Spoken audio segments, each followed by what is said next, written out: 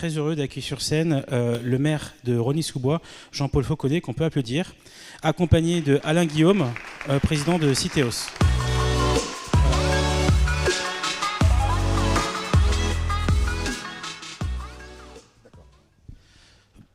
Bonjour à tous les deux, très heureux de vous avoir avec nous. Alors, un peu comme on l'a fait ce matin d'ailleurs, est-ce que vous pourriez présenter Rosny-sous-Bois dans les grandes lignes ? Rosny-sous-Bois, ville de 47 000 habitants, en Seine-Saint-Denis. Une ville dont je suis fier, bien sûr, où je suis né, 63 ans de vie à Rosny-sous-Bois. C'est important aussi d'être un maire qui est né dans sa ville, voilà, et qui connaît bien sa ville. Je ne suis pas là pour parler de moi, mais parler bien sûr de l'avenir de Rosny. Une ville en développement, puisque, vous le savez sans doute, nous avons la ligne de RER E qui nous mène sur Paris, qui est reliée aussi à la ligne A, mais prochainement, à partir de 2023, nous avons le prolongement de la ligne 11. Nous sommes actuellement en plein travaux, qui nous amènera dans le cœur de Paris, à Châtelet. Parfait. Et dans les années à venir, donc la ligne 15 Est. Donc Rosny est vraiment situé à la jointure d'une circulation, donc je dirais urbaine très, très importante, très conséquente, et ce qui nous amène bien sûr à développer certains quartiers en urbanisation. Mais qui dit urbanisation dit urbanisation aussi réfléchie, pensée et non pas anarchique. Donc c'est pour ça que nous souhaitons aussi mettre en place un plan de protection environnementale et travailler aussi tout le caractère d'éco-construction. Merci beaucoup Alain Guillaume, vous êtes président de Citeos. En fait, c'est assez intéressant de voir le focus des élus vraiment sur cette notion d'éclairage bas carbone. Est-ce que vous pouvez nous en parler et puis plus globalement présenter rapidement Citeos ? Bonjour à tous. Alors d'abord, effectivement, on a bien senti aux dernières élections qu'il y avait un intérêt croissant et grandissant pour les questions environnementales. Et nous, on travaille depuis très longtemps avec la ville de Rosny-sous-Bois.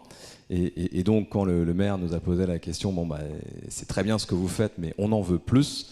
On veut davantage d'impact environnemental positif. On a commencé à se poser un peu des questions. Et c'est vrai, en fait, avec un peu de recul, que lorsqu'on regarde ce qu'on fait nous, Citeos, on est les leaders en France de la gestion d'éclairage public, donc on sait de quoi on parle évidemment, mais nos confrères également, on a quand même un peu ce réflexe de chercher, on va dire, l'optimum économique, technique et en termes de performance énergétique. Mais quand on dit ça, la performance énergétique c'est très bien, mais ça peut pas être l'alpha et l'oméga, puisque la performance énergétique, grosso modo, ça marche très bien, on prend des LED, on les remplace, enfin on les remplace à la place du sodium haute pression. On a des très très bons niveaux d'efficacité énergétique. Donc ça marche bien, sauf que on oublie de prendre dans les calculs les émissions carbone induites et pour la production de ces luminaires, les faire venir, et puis tout ce qu'il y a sous le luminaire, donc le candélabre, les tranchées, les massifs, les massifs en béton, ça nécessite beaucoup d'émissions carbone. Et jusque-là, on n'avait pas le recul, donc on était peut-être vertueux, ou peut-être pas, mais on ne le savait pas. Et donc on a mené, et merci monsieur le maire pour votre leadership et avoir cru en nous, parce que c'est une première en France, on a mené un projet pilote dans la rue Gabriel Péri, qui est une rue iconique pour les Rosniens et pour la ville de Rosny-sous-Bois.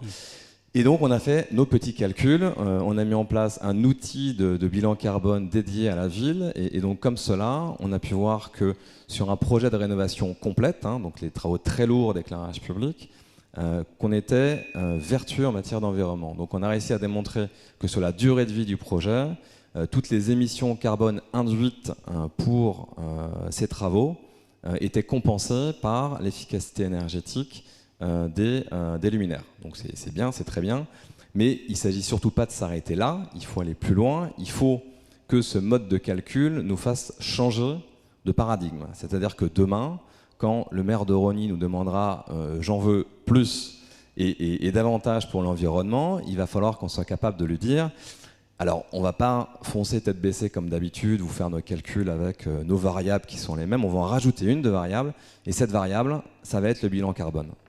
Et donc pour votre ville demain, on va peut-être vous proposer de faire beaucoup de rénovation, parce que la rénovation c'est bien, le neuf c'est bien, mais on va peut-être aussi vous proposer de faire davantage de maintenance. Donc un candélabre qu'on aurait changé, peut-être que demain on va se dire une bonne peinture anti-corrosion, 2 couches de peinture, il paraîtra neuf, et ça c'est des émissions carbone en moins.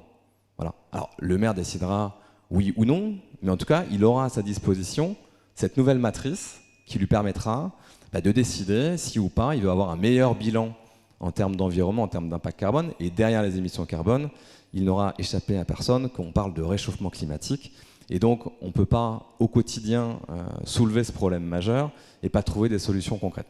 Alors, la solution concrète, c'est cette offre bas carbone, mais au-delà, neutre en carbone, puisque on va plus loin que d'éviter et de réduire les émissions carbone dans nos projets, on va compenser le reliquat.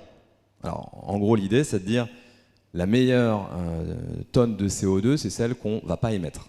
Donc, quand on peut repenser l'ingénierie de nos projets, par exemple, espacer davantage la distance entre les mâts, on a moins d'équipements, moins d'émissions carbone. Voilà. Donc, l'ingénierie reste au cœur de ces politiques environnementales de gestion d'éclairage public.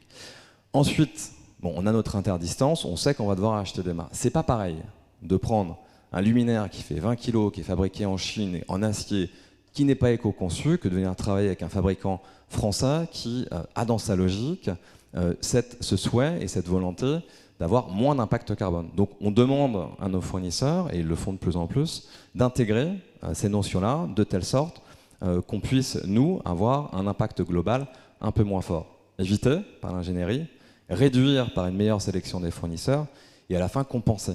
Voilà. Donc une ville comme Rosny, nos calculs après ce projet pilote de la rue, on pense qu'on va réussir à diminuer de 60% les émissions carbone. Donc je ne parle pas d'efficacité énergétique, je parle bien de bilan carbone global. Et les 40% qui restent, on va les neutraliser. Alors là, il y a deux types de choses, et ça, il faut qu'on en discute avec la ville, mais on peut neutraliser ce qu'on a fait aujourd'hui un peu par simplicité avec des projets de financement qui vont implanter et mettre à disposition des fours efficaces au Mali. Voilà, donc c'est le projet qu'on a fait avec une ONG qui s'appelle le GRS. Et en fait, on va diminuer les émissions carbone des Maliens qui utilisent ces fours efficaces au Mali pour un montant équivalent à les émissions incompressibles de nos projets à Rosny-sous-Bois. Et donc demain, peut-être qu'on fera des projets de compensation rhonéens avec du reboisement ou je ne sais pas, ça il faut qu'on en discute. Mais la logique est là, éviter, réduire, compenser. Voilà, j'étais un petit peu... Non, mais très bien. Un mot, monsieur le maire ? Oui, tout à fait. Donc je rebondis sur ce que vient de dire monsieur Guillaume pour dire qu'en effet, nous avons mis en place ce plan lumière auquel je tiens et nous tenons. Et je pense qu'il est important que nous continuions dans la démarche que nous avons faite. Bien sûr, sur certains axes majeurs, mais elle est au-delà sur l'ensemble de la ville. Nous tenons, en effet, nous avons en place un agenda 21, nous avons un conseil local du développement durable. Donc la ville est quand même très attachée à ce développement durable et à toutes ces démarches, je dirais, écologiques dans lesquelles vous vous inscrivez, Citeos s'inscrit. Nous avons ouvert là récemment une école, je dirais, écologique, puisqu'elle a été construite donc avec de la paille, des briques en paille. Donc nous avons 2 groupes scolaires sur Rosny qui ont été construits de cette manière-là. Donc pour nous, ce débat est important et nous voulons aller plus loin dans la démarche de développement durable. Et donc Citeos est un partenaire privilégié pour nous dans cette démarche-là. Parfait, merci beaucoup et bonne continuation. Merci. Merci. Merci à vous.